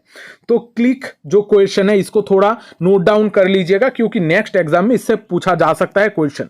और दूसरी तरफ जो सेल्फ हेल्प ग्रुप होता है वो फॉर्मल ग्रुप होता है, जहां पर लोग एक दूसरे को सपोर्ट करते हैं, कॉमन चैलेंजेस से उबर कर निकलने की कोशिश करते हैं। Next question, question number 41, which of the following processes talks about the principles of Disney theme parks that are coming to dominate more and more sectors of American society as well as the rest of the society। एक ऐसा process जिसके द्वारा जो Disney theme park है उसके principles को use करके बहुत सारे और भी जगहों में चीज़ों को डोमिनेट किया जा रहा है, उसको यूज करके बहुत सारे सेक्टर में ग्रोथ किया जा रहा है। इस प्रोसेस को क्या कहा जाता है? इस प्रोसेस को कहा जाता है डिज्नीआइजेशन। तो हमारा करेक्ट ऑप्शन है ऑप्शन नंबर 2, डिज्नीआइजेशन। अब ये जो डिज्नीआइजेशन का कॉन्सेप्ट है ये थोड़ा समझने की कोशिश करते हैं और यहां पर मैकडोनाल्डाइजेशन का भी कॉन्सेप्ट को हम थोड़ा देखते हैं। डिज्नीआइजेशन का जो कॉन्सेप्ट है इसको पहली बार दिया था, इसको पॉपुलराइज किया था एलन ब्रेमेन ने। एलन ब्रेमेन ने अपना बुक द डिज्नीआइजेशन ऑफ सोसाइटी में इसको पॉपुलराइज किया था, इसको यूज किया था। डिज्नीआइजेशन एक ऐसा कॉन्सेप्ट है जहां पर डिज्नी थीम पार्क को यूज करके किस तरीके से एंटरटेनमेंट किया जा रहा है, कंट्रोल किया जा रहा है, उसको यूज करके सोसाइटी के अलग सेक्टर्स को कंट्रोल किया जाने लगा है। और जो ऑपोजिट में नेक्स्ट कॉन्सेप्ट है वो है मैकडोनाल्डाइजेशन। मैकडोनाल्डाइजेशन का जो टर्म है इसको कॉइन किया था जॉर्ज रिडजर ने अपना बुक द मैकडोनाल्डाइजेशन ऑफ सोसाइटी। यहां पर बताया गया था कि किस तरीके से मैकडोनाल्ड जो हमारा रेस्टोरेंट फास्ट फूड रेस्टोरेंट का एक चेन है वो किस तरीके से काम कर रहा है और उसके प्रिंसिपल्स को यूज करके बाकी सेक्टर को भी हम किस तरीके से मॉडिफाई कर सकते हैं, वो भी इन्फ्लुएंस कर रही है बाकी अलग सेक्टर को। तो ये जो डिज्नीआइजेशन और मैकडोनाल्डाइजेशन का कॉन्सेप्ट है इसको थोड़ा नोट डाउन कर लीजिएगा, उसका इंपॉर्टेंट थिंकर्स को भी थोड़ा याद रखने की कोशिश कीजिएगा। Next question, question number 42, who among the following could be associated with the phrase of cyborgification of society? नीचे में से कौन से थिंकर काइबोर्गिफिकेशन ऑफ सोसाइटी के साथ रिलेटेड है? तो ये जो कॉन्सेप्ट है इस कॉन्सेप्ट के बारे में बात की थी डोना हैरावे ने। डोना हैरावे ने काइबोर्गिफिकेशन ऑफ सोसाइटी के बारे में बात की थी। तो अब हम इसके बारे में भी थोड़ा डिटेल देखते हैं, क्योंकि ये जो कॉन्सेप्ट है ये हम नॉर्मल क्लासेस में स्टडी नहीं करते हैं, क्योंकि ये कोई टॉपिक के अंदर नहीं होता है, लेकिन एग्जाम में हमें इनसे क्वेश्चंस पूछे जाते हैं। तो एग्जाम में क्या क्वेश्चंस आते हैं, एमसीक्यूज क्या पूछे जा रहे हैं, वो सारी चीजें भी ध्यान में रखकर उनको हम डिस्कस करते हैं। तो इस सारी वजह से जो एमसीक्यूज का सोल्यूशन है ये बहुत ज्यादा जरूरी बन जाता है। काइबोर्गिफिकेशन ऑफ सोसाइटी के बारे में डोना हैरावे ने अपना बुक काइबोर्ग मैनिफेस्टो में बताया था। अब काइबोर्गिफिकेशन ऑफ सोसाइटी यानी कि यहाँ पर जो ह्यूमन लाइफ है, ह्यूमन लाइफ किस तरीके से टेक्नोलॉजी के द्वारा इन्फ्लुएंस हो रही है, ह्यूमंस और मशीन्स के बीच में जो बाउंड्री है वो दिन ब दिन किस तरीके से खत्म होती जा रही है, इसके बारे में डोना हैरावे ने काइबोर्गिफिकेशन ऑफ सोसाइटी में बताया था। अब इसके अलावा भी बाकी के जो ऑप्शन हमारे क्वेश्चन में दी गई थी वो भी इंपॉर्टेंट है। यहाँ पर लुइस ब्राउन जो है वो हमारा फर्स्ट बेबी बॉर्न है जो इन विट्रो फर्टिलाइजेशन के द्वारा जिनका जन्म हुआ था। तो लुइस ब्राउन भी एक पॉपुलर नाम है जो हमें एग्जाम में पूछे जाते हैं। मैनुअल कैसल को हम नेटवर्क सोसाइटी के साथ जोड़ते हैं, जो नेटवर्क सोसाइटी डिजिटल एज के बारे में बात करते हैं। और उल्रिक बेक ऐसे थिंकर है जिन्होंने रिस्क सोसाइटी के बारे में बात की थी। तो ये सारे जो डिटेल्स है इनको थोड़ा नोट डाउन कर लीजिएगा। Next question, question number 43, wherever the members of any group, small or large, live together in such a way that they share not this or that particular interest but the basic conditions of a common life, we call that group। अब यहाँ पर एक ऐसी group के बारे में बात की गई है जो स्मॉल होता है, स्मॉल या फिर लार्ज दोनों तरीके का हो सकता है, लेकिन यहाँ पर सिर्फ वो चीज़ें शेयर नहीं करते हैं, लेकिन वो जो बेसिक कंडीशन ऑफ लाइफ है, उनका जो कॉमन लाइफ का कंडीशन है, वो सारी चीज़ों को भी यहाँ पर लोग शेयर करते हैं। तो इस तरीके का ग्रुप को क्या कहा जाता है? आप अगर ऑप्शन में देखोगे तो ऑर्गेनाइजेशन ऐसा कोई ग्रुप नहीं है। यहाँ पर ऑर्गेनाइजेशन डिलिबरेटली फॉर्म किया जाता है, एसोसिएशन भी डिलिबरेटली फॉर्म किया जाता है। तो हमें कंफ्यूजन हो सकती है ऑप्शन 1 सोसाइटी और कम्युनिटी के बीच में। अब सोसाइटी जो है, सोसाइटी स्मॉल लार्ज दोनों तरीके का हो सकता है, लेकिन यहाँ पर कॉमन लाइफ का कंडीशन हमें सोसाइटी में देखने को नहीं मिलता है। यहाँ पर लोग एक दूसरे के इंटरेस्ट के साथ साथ कॉमन कंडीशन, कॉमन लाइफ के तरह भी जीते हैं, इसके बारे में सोसाइटी में बताया नहीं जाता है। तो हमारा जो करेक्ट ऑप्शन है वो है कम्युनिटी। कम्युनिटी एक ऐसा स्मॉल ग्रुप है जहां पर लोग एक दूसरे के इंटरेस्ट एक जैसे होते हैं, वहां पर लाइफ के साथ साथ वो अपने तरीका, जिस तरीके से वो लोग लाइफ जी रहे हैं, उसको भी शेयर करते हैं। तो करेक्ट ऑप्शन है option 2 community. Next question, question number 44। The status positions to which individuals are more or less automatically assigned on the basis of accidents of birth is called। जो status हम लोगों को by birth provide करते हैं, उस status को क्या कहा जाता है? जब कोई भी स्टेटस को बाय बर्थ प्रोवाइड किया जाता है, उसको कहा जाता है एस्क्राइब्ड स्टेटस। और जब हम लाइफ में लोग अचीव करते हैं कुछ अपना, जैसे एजुकेशन अटेन करने के बाद जॉब्स करना, जब कभी स्टेटस अचीव किया जाता है, उसको कहा जाता है अचीव्ड स्टेटस। और जब बाय बर्थ किसी को स्टेटस मिल जाता है, उसको कहा जाता है एस्क्राइब्ड स्टेटस। तो हमारा करेक्ट ऑप्शन है option 1 ascribed status. Next question, question number 45। When there is a gap between keeping the same pace between the technical development of a society and its moral and legal institutions, it is called as। जब हमारा technical development के साथ साथ moral and legal institutions इतने ज़्यादा gap में हो जाते हैं, यानी कि यहाँ पर मेटेरियल कल्चर और नॉन मेटेरियल कल्चर के बारे में बात की जा रही है, जहाँ पर जो मेटेरियल कल्चर है यानी कि टेक्नोलॉजी हमारे सोसाइटी में आगे बढ़ जाता है, और नॉन मेटेरियल कल्चर यानी कि मॉरल एंड लीगल इंस्टीट्यूशंस पीछे छूट जाते हैं। इनके बीच में एक गैप दिन ब दिन बढ़ता जाता है। इस प्रोसेस को क्या कहा जाता है? इस प्रोसेस को कहा जाता है कल्चरल लैग। कल्चरल लैग के बारे में हमने ऑलरेडी बहुत सारे डिस्कशन कर ली है। अब देखते हैं next question, question number 46। A process by which an outsider, immigrant और subordinate group becomes indistinguishable integrated into the dominant host society is called as। जब कोई भी एक ऐसा प्रोसेस हो जहां पर आउटसाइडर या फिर इमिग्रेंट्स किसी भी एक ग्रुप में आते हैं और उस डोमिनेंट होस्ट सोसाइटी का पार्ट बन जाता है, उसमें वो लोग इंटीग्रेट करके रहते हैं, उस तरीके का प्रोसेस को क्या कहा जाता है? उस तरीके का जो प्रोसेस है, इसको कहा जाता है कल्चरल एसिमिलेशन। कल्चरल एसिमिलेशन एक ऐसा प्रोसेस है जिसमें जो लोग होते हैं, जो डोमिनेंट होस्ट सोसाइटी है, उसके अंदर इंटीग्रेट हो जाते हैं और उसके कल्चर को ही फॉलो करना स्टार्ट कर देते हैं। तो कल्चरल एसिमिलेशन हमारा करेक्ट ऑप्शन है। और जब हम कल्चरल डिफ्यूजन की बात करते हैं, कल्चरल डिफ्यूजन यानी कि अलग अलग कल्चर के जो चीजें हैं वो एक दूसरे के साथ अगर मिक्स हो जाए, उसको कहा जाता है कल्चरल डिफ्यूजन। लेकिन यहां पर कोई भी कल्चर के डोमिनेशन के बारे में बात नहीं की जाती है। जो डोमिनेशन है इसके बारे में बात की जाती है कल्चरल एसिमिलेशन में। तो हमारा करेक्ट ऑप्शन है option 2 cultural assimilation. Next question, question number 47।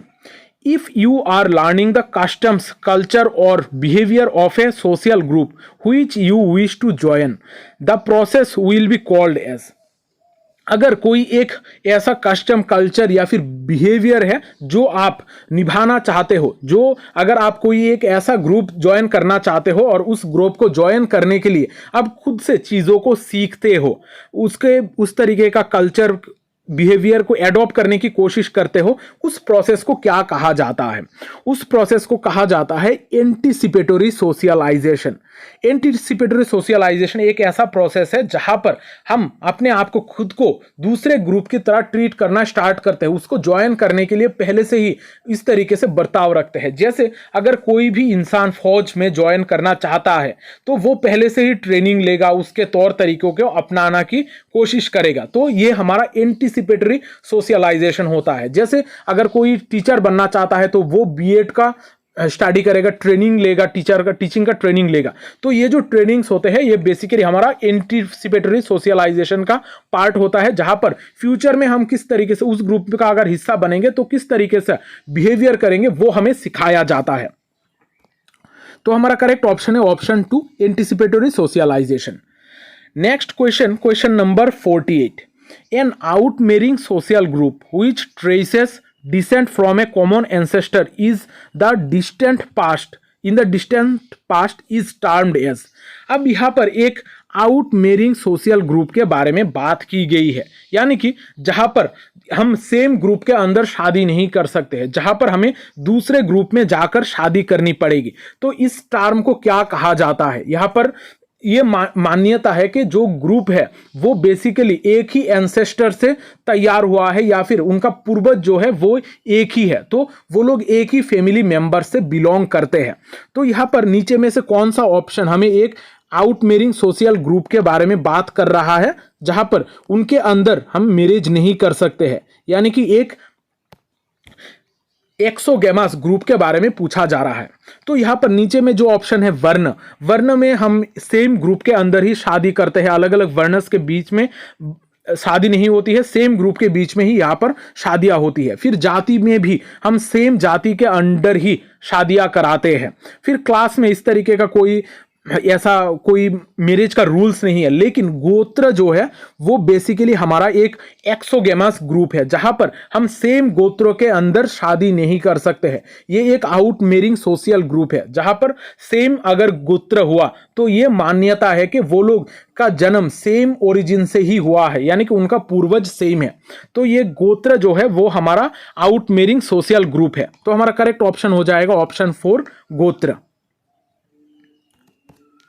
Next question, question number 49. The perspective which looks into the scriptures about the origin, purpose and future of the caste system is termed as। यहाँ पर एक ऐसा perspective के बारे में पूछा गया है कि जिस पर्सपेक्टिव में स्क्रिप्चर्स यानी कि बुक्स वगैरह में जिस तरीके से चीज़ों को लिखा हुआ है उसी के अकॉर्डिंग चीज़ों को समझा जाता है कि कास्ट सिस्टम किस तरीके से ओरिजिन हुआ है, उसका पर्पस क्या है, उसका फ्यूचर में क्या रोल रहेगा, ये सारे चीज़ों के बारे में बुक्स में स्क्रिप्चर्स में लिखी हुई है। इस तरीके का पर्सपेक्टिव को क्या कहा जाता है? इस तरीके का पर्सपेक्टिव को कहा जाता है इंडोलॉजी। इंडोलॉजिकल पर्सपेक्टिव एक ऐसा पर्सपेक्टिव है जहां पर बुक्स के ऊपर ज्यादा फोकस किया जाता है। बुक्स में जिस तरीके का चीजों को लिखा हुआ है उसी के अकॉर्डिंग थिंकर्स चीजों को डिस्क्राइब करने की कोशिश करते हैं। तो करेक्ट ऑप्शन है option 1, Indological perspective. Next question, question number 50. The notion of social evolution has taken from the theories of dash evolution। हमारा सोशल इवोल्यूशन का जो कॉन्सेप्ट है वो हमने कौन से कॉन्सेप्ट से, कौन सा थ्योरीज से लिया है? तो ये हमने डायरेक्टली बायोलॉजिकल इवोल्यूशन के थ्योरीज से लिया है। हमने, अगर आपने पहले वाले क्लासेस किए हैं जहां पर हमने हर्बर्ट स्पेंसर, ऑगस्ट कॉम्ट के बारे में पढ़ा है, वहां पर इवोल्यूशनरी थ्योरीज हमने पढ़ा है। अलग अलग पर्सपेक्टिव में एक पर्सपेक्टिव हमने इवोल्यूशनरी थ्योरी भी, इवोल्यूशनरी पर्सपेक्टिव भी पढ़ा है। वहां पर हमने देखा है कि हमारा सोसाइटी का इवोल्यूशन किस तरीके से हुआ है और इसको किस तरीके से बायोलॉजिकल इवोल्यूशन के साथ कंपेयर किया जाता है। तो हमारा करेक्ट ऑप्शन है ऑप्शन 3, बायोलॉजिकल इवोल्यूशन। अब देखते हैं next question, question number 51। According to August Comte, the stage in which the believes that abstract forces like nature rather than personalized goals explained virtually everything is termed as। August Comte ने अलग अलग stages के बारे में बात की है कि हमारी सोसाइटी में किस तरीके से अलग अलग स्टेजेस से होकर गुजरती है। उन्होंने कौन से स्टेज में यह कहा है कि सारी चीजें नेचर के द्वारा गाइडेड होती है, ना कि गॉड के द्वारा। यहाँ पर नेचर के द्वारा सारी चीजों को एक्सप्लेन करने की कोशिश की जाती है, कौन से स्टेजेस में। तो यहाँ पर ऑगस्ट कॉम्ट ने 3 स्टेजेस ऑफ इवोल्यूशन के बारे में बात की है। उनके हिसाब से सोसाइटी हमारा 3 स्टेजेस से होकर गुजरती है, थियोलॉजिकल, मेटाफिजिकल एंड पॉजिटिविस्टिक या फिर साइंटिफिक स्टेज। तो थियोलॉजिकल स्टेज एक ऐसा स्टेज है जहां पर रिलीजियन ज्यादातर डोमिनेट करता है, यहाँ पर गॉड्स के कॉन्सेप्ट को ज्यादा माना जाता है। फिर जो नेक्स्ट स्टेज है वो है मेटाफिजिकल स्टेज, जहां पर नेचर के ऊपर ज्यादातर फोकस होता है, नेचर के द्वारा ही चीजों को एक्सप्लेन करने की कोशिश की जाती है। और जो थर्ड यानी कि साइंटिफिक या फिर पॉजिटिविस्टिक जो स्टेज है, वहां पर साइंटिफिक मॉरल के द्वारा ही सोसाइटी गाइडेड होती है। तो यहां पर हमें पूछा गया है कि कौन सा वो स्टेज है जहां पर नेचर के द्वारा ही ज्यादातर चीजें गाइडेड होती है। तो करेक्ट ऑप्शन है metaphysical stage. Option 2 metaphysical stage हमारा करेक्ट ऑप्शन हो जाएगा। Next question, question number 52।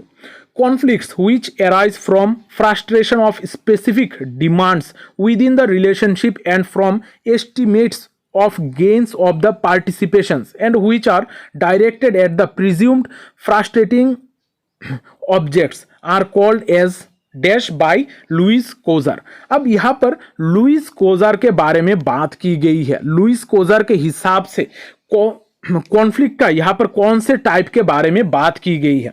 यहाँ पर हमें बताया गया है कि यहाँ पर स्पेसिफिक डिमांड होते हैं रिलेशनशिप में। यहाँ पर हमें ऑब्जेक्ट्स के बारे में भी पूछा गया है। तो यहाँ पर डायरेक्टली ये जो है ये बेसिकली हमारा रियलिस्टिक कॉन्फ्लिक्ट का डेफिनेशन दिया गया है।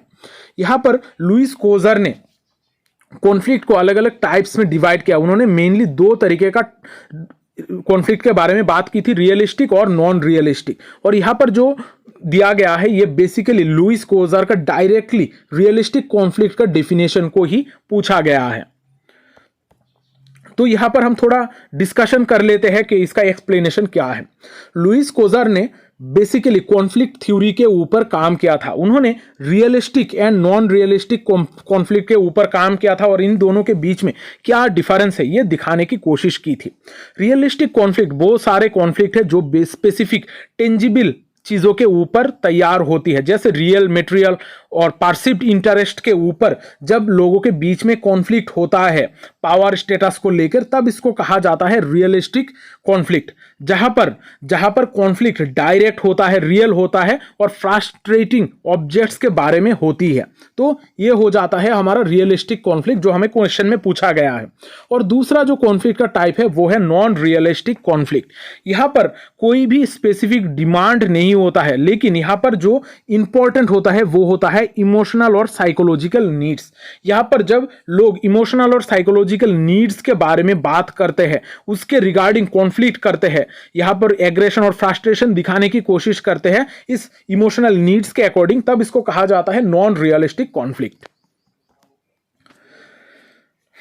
अब यहां पर हमने 52 क्वेश्चंस का सॉल्यूशन क्या है। इन 52 क्वेश्चंस में बहुत सारे ऐसे कॉन्सेप्ट है जो आप लोगों ने पहली बार देखा है। जो भी कॉन्सेप्ट को आपने पहली बार देखा है उनको जरूर नोट डाउन करके रखिएगा और मैं कोशिश कर रहा हूं कि जितना ज्यादा हो सके आप लोगों को एमसीक्यूज प्रोवाइड करूं, क्योंकि एमसीक्यूज का जो क्लास है ये हमें एक in detail, in depth analysis provide करते हैं और साथ ही साथ जो भी कॉन्सेप्ट हमने बुक्स वगैरह में नहीं पढ़ा है या फिर मैंने नोट्स में नहीं पढ़ा है, वो सारी चीजें मैं एमसीक्यूज के तरीके से, एमसीक्यूज के सॉल्यूशन के तरीके से उनको डिटेल एक्सप्लेन करके जा रहा हूं। तो ये सारी चीजें भी आप लोग थोड़ा नोट डाउन करके आगे बढ़िएगा। तो हमने बहुत सारे क्वेश्चन को सॉल्व किया है। यहां पर हम आज का लास्ट क्वेश्चन देखने वाले हैं। यहां पर लास्ट क्वेश्चन में हमें पूछा गया है कि 2 चीजें दी गई है, एक है हमारा कॉन्सेप्ट और दूसरा है हमारा थिंकर, जहां पर हमें modernisation, dominate caste, parochialisation and universalisation, westernisation, ये सारे कॉन्सेप्ट के बारे में पूछा गया है। अब इनके साथ हम कौन से थिंकर को रिलेट करते हैं।